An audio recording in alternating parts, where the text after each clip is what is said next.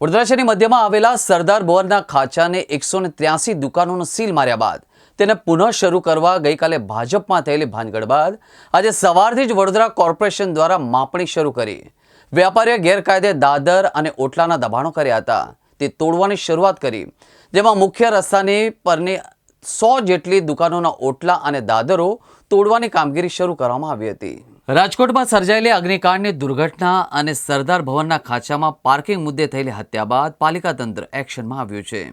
અને fire બ્રિગેડના NOC અને parking મુદ્દે ચકાસણી હાથ ધરવામાં આવી હતી। સરદાર ભવનના ખાંચામાં અને કોમર્શિયલ બિલ્ડિંગો પણ આવેલી છે અને મોટાભાગની કોમર્શિયલ બિલ્ડિંગોના વેપારીઓ પાસે ફાયર એનઓસી નહીં હોવાથી ફાયર બ્રિગેડ તંત્ર દ્વારા અનેક દુકાનોને સીલ પણ મારવામાં આવ્યા હતા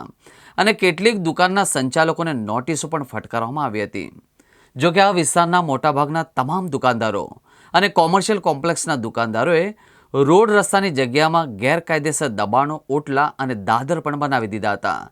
પરિણામે વાહન ચાલકો સામસામા આવી જાય છે, ત્યારે કેટલીક વખત તકરાર સહિત મારામારી જેવા પણ દ્રશ્યો સર્જાય છે। જોકે આ વિસ્તારમાંથી ચાલતા જવું પણ માથાનો દુખાવો સમાન બની ગયું છે। સરદાર ભવનના ખાતામાં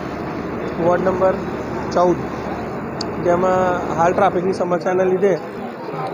ડિમાર્કેશન કરવામાં આવી છે, તે મુજબ ઓટલા અને જે મોટા દબાણો આવે છે એ દબાણો દૂર કરવાની કામગીરી હાલ દબાણની ઓટલા, પગથિયા અને કંઈક